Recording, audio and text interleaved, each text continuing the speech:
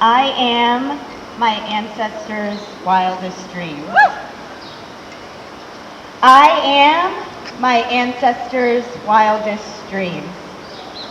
My name is Pranoo Kumar, and I am the proud immigrant daughter of Konkani immigrant parents, a mother of a powerful 16-month-old, and another to be here in 6 weeks.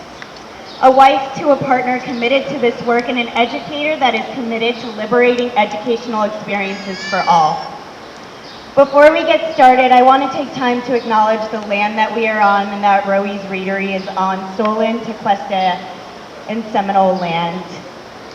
I spoke with Dr. Guzman, who's a professor at University of Miami and the head of Native American and Global Indigenous Studies. I aim not to be performative, but to share the ways in which we can all be inclusive and learn about the land that we are on. They offer free classes and workshops for anyone who might be interested. I also want to take time to respect and honor those who have come before me and have allowed me to embrace this work with unapologetic truth. The historically marginalized communities who have been laying the groundwork for activism. I would be remiss if I did not acknowledge that the work that I am doing is not new. The work that we are doing, all of us, is not new, but instead built upon the gratitude and inspiration of those who came before us, the courage that they had, sometimes and oftentimes leading to much more severe consequences. I'm grateful for those who have had the courage to speak their truth about the injustices, especially when it comes to children. Research shows that white culture, specifically American white culture, has historically placed preference on individualistic behaviors over community-driven practices that empower the whole. We see that in work, we see that in health, schools, entertainment, you name it. We've also seen it in the shift with COVID. In many of my classrooms, we always came together to ground ourselves in community, 4- and 5-year-olds, all the way up to teens and adults, all in the pursuit of the liberation of the soul. Much of the time, social emotional learning, therapy, and mental health supports are also based on colonized pedagogy and appropriation, which oftentimes is seen as another form of policing, especially when it comes to our Black and brown children, and also in the way that we treat our LGBTQ youth. We're often wondering if I'm meant to be in spaces, if I'm deserving of being in spaces, wondering if we share or suppress our story. Hence why today I'd like for us to come together first and ground ourselves in this work.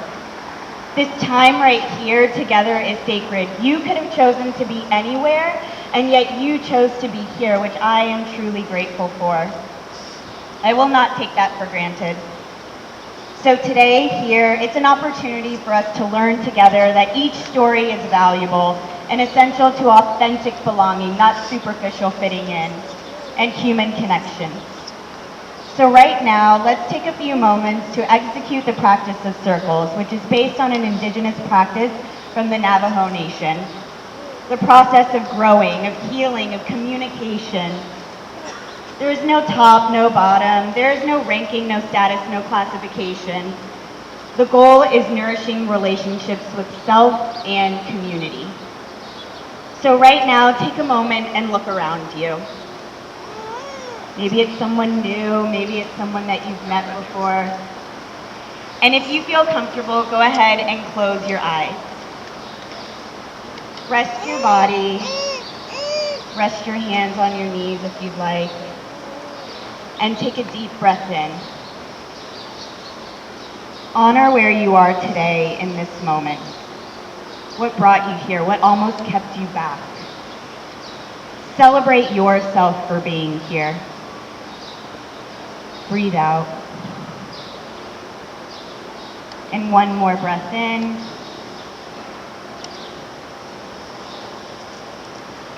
And breathe out. And open your eyes gently.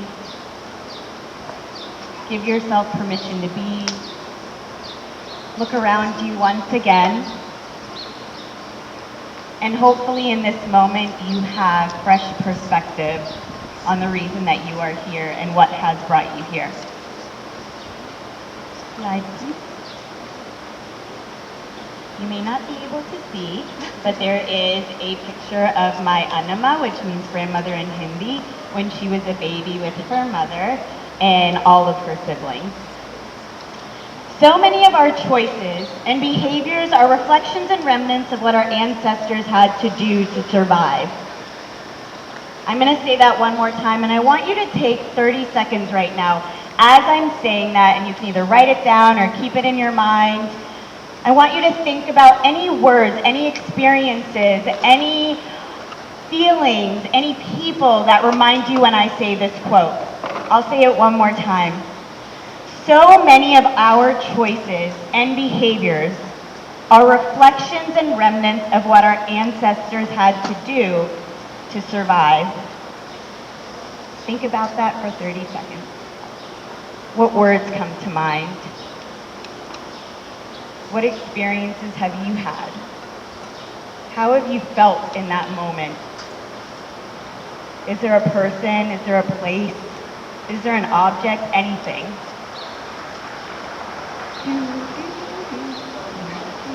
I used to do that with kids.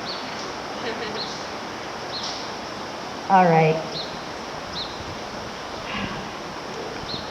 Hold on to these words that you just thought about.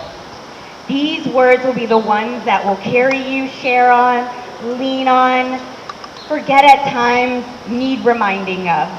These are the words that will carry with you. These are the words that will carry with you. These are the words that will carry with you.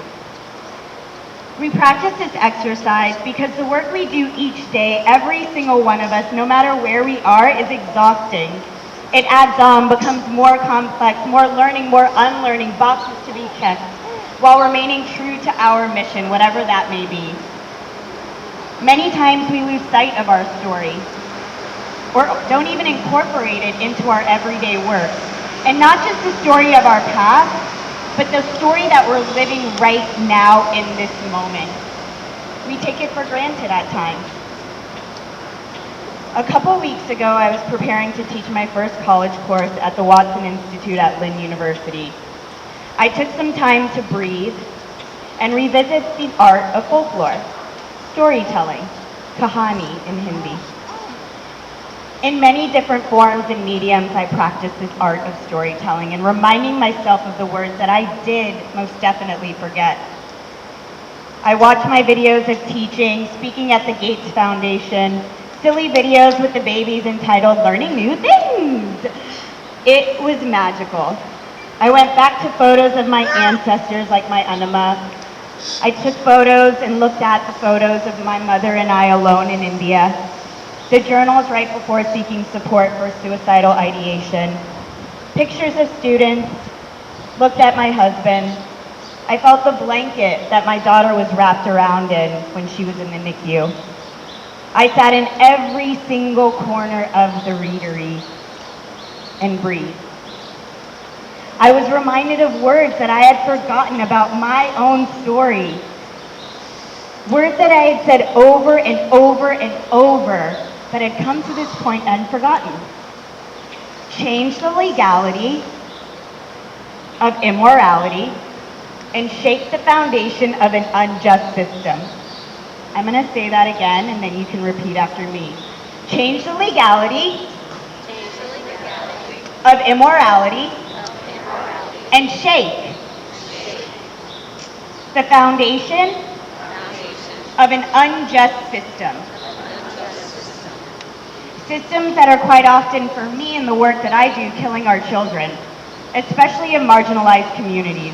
Every part of who I am comes from a place of reminding myself to right the wrongs of the past for my family and self, to lean on my ancestors, to be a good ancestor. Next slide, please. Yeah. So there's a picture of me as a baby in India. And when I look at that picture, I think of this idea that children are humanity in its purest form.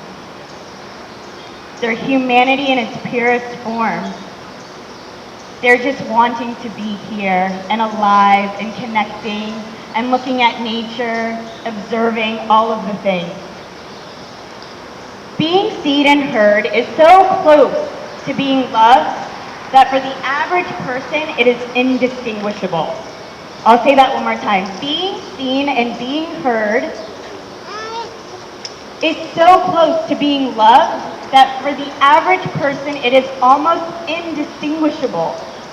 You can tell me that you love me a million times, but if you do not show me with actions or words perhaps, or movement, whatever that might be for your ability, that I am seen, that I am valued, that I belong, oftentimes the word love falls flat.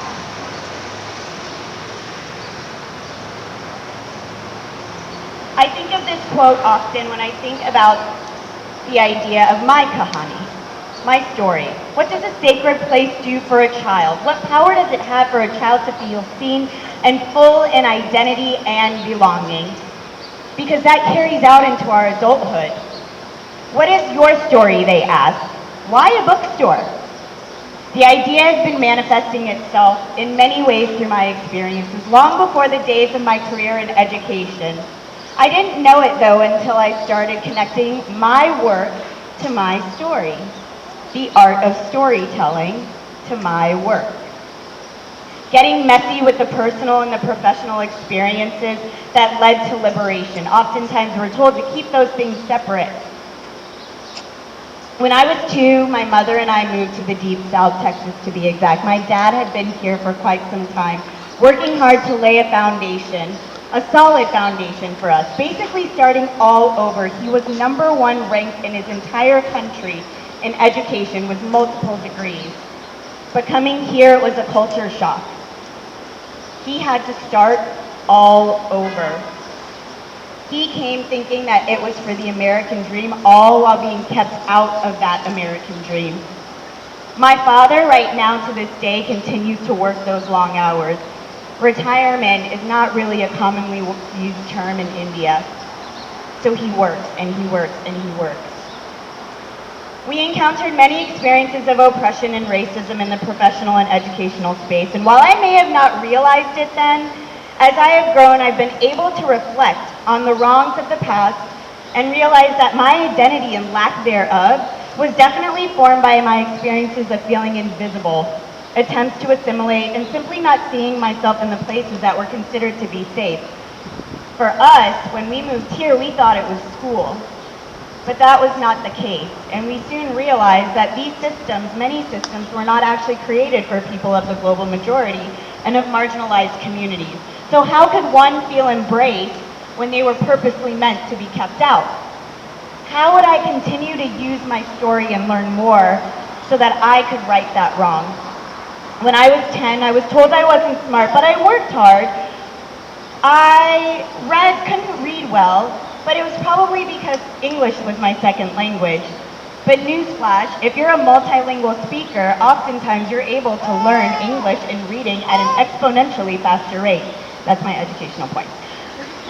By 15, I began to feel a sense of isolation, depression, called a terrorist, and watched as police stopped us due to suspicious anonymous calls.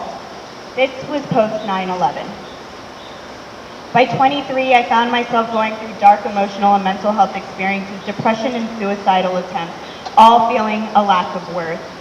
Culturally speaking, mental health is not something frequently talked about or acknowledged, but I wonder if it's due to colonized practices that were meant to suppress our stories once again, to erase our ancestry. Because much of the Indian culture does revolve around mind, body, spirit, love. I mean, there is yoga. Were we trained to believe otherwise because we were seeing that a pillar of wealth, of success, value, money was associated with colonization and whiteness? Either way, I couldn't feel a space to be unapologetically me. So as I became older, I realized more and more that we are not just what we feel in the moment, but made up of a collective of experiences. I wouldn't realize that more until I got older, but we are a collective of experiences. What you're feeling in that moment is probably not just because what you're feeling in that moment, but there may be some sort of trigger or trauma that you're trying to address, or maybe that you haven't even realized. It's our stories that we address that makes us learn more about each other and ourselves. Leaving medical school was part of my story. Feeling as though I had failed my immigrant family, part of my story.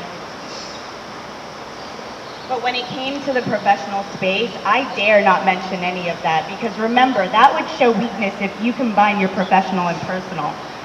Things were meant to be separated, but how can we tell our children, even ourselves, that we should follow our passion, but suppress the very journey that got us there? How do we tell our children, cultivate your creativity and your curiosity, all to say, once we become adults, that's not what you should bring to the table when it comes to your work? You're probably doing what you're doing right now, especially being here at Creative Mornings, because you may have felt something unjust, unsettling, or in need of change. And you put that feeling, that story, and applied it to where you are now. But once again, somehow we're told to separate our emotions. Don't make it personal, they say. But isn't that where the joy comes from? Motivation, something greater than you? At 25, becoming an educator saved my life. My families and babies from the South Bronx to Harlem and Seattle, they are all my heroes. Who is your hero? Think about it now. How did they get you here? Remember, your story is just not your own. It's a collective of experiences. So there are people along the way who have brought you here. It might have been people who were naysayers. It might have been people who were just so proud of you and supported you every step of the way. Who is your hero? The ability to grow in a community, both professionally and personally for me, while getting to advocate for something that I believed in children and families, a quality educational experience, chipped away at the brokenness I felt as a child. Slowing, but unknowingly, the gift of teaching actually taught me more. It was addressing trauma through witnessing children as early as 4 speak proudly about their culture. My babies from the Dominican, from Cuba, Puerto Rico, Ghana, Somalia, Ethiopia, Eritrea, Bosnia, you name it. Sharing in their culture so proudly in these communities. The adults showing the experience of multi-generational experiences, because I would see the families picking up their kids and 3 other families. They would be making lunches for more than one family. They would be celebrating outside their community, something that I remember being talked about in India, but had not seen as much, and sometimes suppressed, very much so. Why does your grandmother live with you? That would be a question that would be asked me. Or, why are you wanting your parents to live with you? That's part of our generational experience. That's multicultural experience. At 34, I began to feel the flowchart of the problem of women of color in the workforce. You start out being celebrated, welcomed, and there's actually a flowchart. The honeymoon phase. Then you begin to press at issues that feel inequitable and begin to feel like a tokenized hire. There's repetitive injury and microaggression with no addressing. There's a denial of discrimination through the process of ignorance and blame, and then ultimately the retaliation of the women of color in the workforce. Because we're not a good fit. A communication issue pushed out. But I refuse to silence my story when I'm telling my babies to do differently. At 33, I left the school. I founded Diverse Education Consulting, committed to representation and retention of women of color in leadership. We've been talking about these issues for a long time, but no one has heard our voices. Changing things, but there are many hoops, loops, gates, you name it, in education that prevent us from being able to do what we want for our children. I was doing consulting but many people were not taking my story into consideration and using bits and pieces for what they needed for a DEI statement, especially post-2020. Where to go from here, though? The inauthenticity, it felt so all-encompassing of emotion and frustration. So the readery came to fruition after my daughter was born, while thinking about how to change a system when you cannot work around it. At 36 years old, I was in the readery with my 10-month-old on my hip and another baby in me. And I was told to go back to where I came from, go back to where we came from. The cycle of oppression has to stop. For me, it took just a little bit of advocacy to now speaking my unapologetic truth in my story. That seems to be what it's taking now for us to make change. There are bills right now that are being passed, especially in Florida. Have you heard of them? The Don't Say Gay bill that allows staff to out children without their consent. The Stop Woke Act preventing DEI training in schools and businesses. The Book Ban Act, the 15-week abortion act. Bills that are most likely to make their way here also is approaching or recording a police officer within 30 feet is an arrestable offense. Ban on gender-affirming medical care for minors, and this includes transgender children, where you can actually call and report the family for child abuse. The medical conscience bill that legalizes discrimination in healthcare. Rowie's Readery has been built because of the stories, not just of mine, but because of all of our children, and maybe something that you've experienced in your life. It was a pivot for me, connecting my story to my work. At the Readery, we've hosted over 100 events, connected over 1,100 people together, and with at least 170 people coming back to more than one class. We've distributed over 5,000 books through donations, sponsorships, sales, you name it.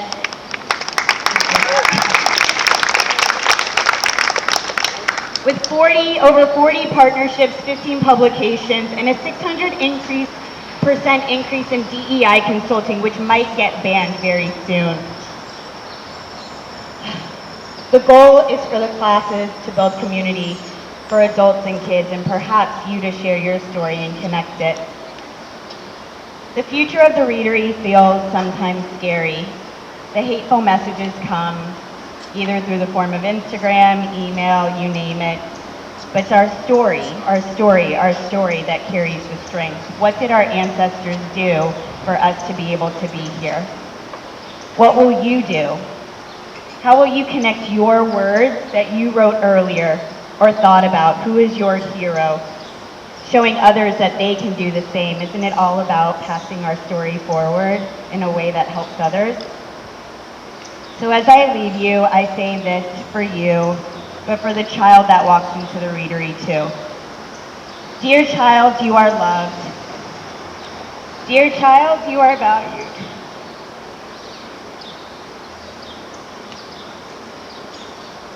You belong.